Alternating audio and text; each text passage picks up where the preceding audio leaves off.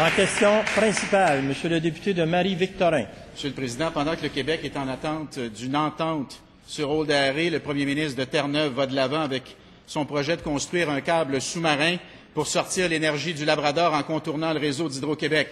On apprend ce matin que Terre-Neuve et la Nouvelle-Écosse se sont entendus pour construire 2 lignes de transport d'hydroélectricité, une entre le Labrador et Terre-Neuve, l'autre entre Terre-Neuve et la Nouvelle-Écosse. On sait que Terre-Neuve a demandé au fédéral de financer ces lignes de transport d'énergie, ce qu'Ottawa n'a jamais fait pour le Québec. Le Québec a toujours payé lui-même ses pylônes avec son argent.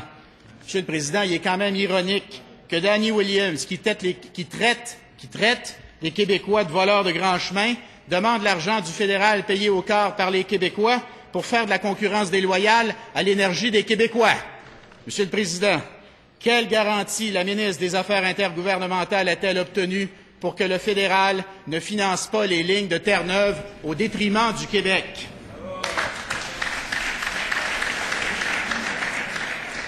Monsieur le Premier ministre.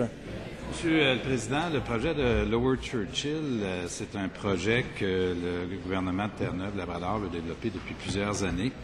Suite à l'élection de notre gouvernement en 2003, moi j'ai signalé au gouvernement de Terre-Neuve-Labrador, au nouveau gouvernement qui a été élu subséquemment avec M. Williams, que le Québec gardait toujours la porte ouverte à une possible collaboration sur le développement de ce projet-là. Je lui ai réitéré à plusieurs reprises qu'on continuait à garder la porte ouverte.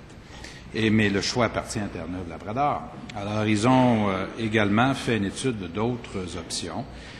Ils ont signé aujourd'hui avec Nalcor, c'est-à-dire la société d'État qui représente Terre-Neuve-Labrador, et EMRA, une société privée de la Nouvelle-Écosse. Ils ont signé une entente pour un câble sous-marin qui partirait de Terre-Neuve, qui irait vers la Nouvelle-Écosse et qui permettrait justement d'offrir de l'énergie au marché de la Nouvelle-Angleterre. Là-dessus, Monsieur le Président, j'ai parlé au premier ministre de Nouvelle-Écosse ce matin et je lui ai réitéré à nouveau que le gouvernement du Québec s'oppose vigoureusement à ce que le gouvernement fédéral intervienne dans le financement des lignes de transport. C'est une position que nous avons réitérée à plusieurs reprises au gouvernement fédéral. L'annonce de ce matin n'est pas faite avec un appui du gouvernement fédéral pour financer les lignes de transport. Ils peuvent très bien le demander, mais ils savent en même temps que le gouvernement du Québec s'y oppose parce que ce serait une intervention dans le marché. D'ailleurs, là-dessus, j'ai même écrit au premier ministre du Canada au mois de juin dernier, suite à une entrevue faite par le premier ministre de Terre-Neuve, pour lui dire que nous nous opposions à une intervention fédérale.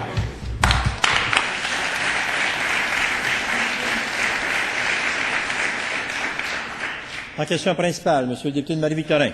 Monsieur le Président, plutôt que le ron, petit patapon qu'on vient d'entendre, là, écoutez bien Claude Béchard, feu Claude Béchard, en 2008. Lui, il défendait les intérêts du Québec. Écoutez-le. Si Danny Williams veut construire un câble puis le passer dans l'eau, qu'il le fasse, mais qu'il le paye. Ça n'a pas de bon sens que le fédéral vienne le subventionner pour faire ça. Sinon, ça devient une subvention au transport d'énergie. Ce serait complètement injuste pour les Québécois qui, depuis des années, paient leur propre ligne de transport. Ça s'appelle défendre les intérêts du Québec, Monsieur le Président. C'est pas juste un appel téléphonique. C'est pas juste un dialogue interprovincial. Quel geste, Monsieur le Président? Quel geste? Quelle garantie le premier ministre a-t-il obtenu que le Québec ne sera pas le dindon de la farce dans une entente entre Ottawa et Terre-Neuve? C'est la question du bas Churchill.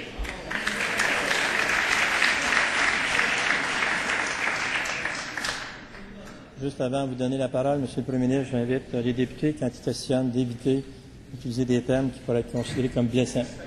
Il faut faire attention. Monsieur le Premier ministre, en réponse à la question proposée. Même que vous répéteriez ça à tous les jours, à l'opposition, à tous les jours, ils répètent la même chose. Ils font la même chose parce qu'ils ont décidé de pratiquer la politique comme ça. Je pense que tous ceux qui écoutaient la période de questions ont compris ma réponse, peut-être sauf pour le député qui vient de se lever puis qui pense qu'en élevant la voix et en criant qu'il va, semble-t-il, passer une espèce de message. S'il y a une chose qui est très claire, Monsieur le Président, c'est que notre gouvernement a reparti les travaux de barrages hydroélectriques au Québec. On a un des plus importants chantiers au monde actuellement sur la base Côte-Nord qui s'appelle la Romaine parce que notre gouvernement a choisi de faire confiance aux Québécois dans le développement d'énergie propre et renouvelable. On n'a pas de leçon à prendre du Parti québécois là-dessus. On n'a pas d'insultes à prendre. Et si oui, on veut rendre hommage à Claude Béchard, on va continuer à faire ce qu'on fait. Mais je peux rassurer le député, il n'y a pas besoin de faire parler Claude Béchard. Si Claude Béchard a une chose, un message à passer dans sa vie, c'est que le gouvernement libéral savait comment développer l'hydroélectricité au Québec, pas les péquistes. Ça, Claude Béchard le savait.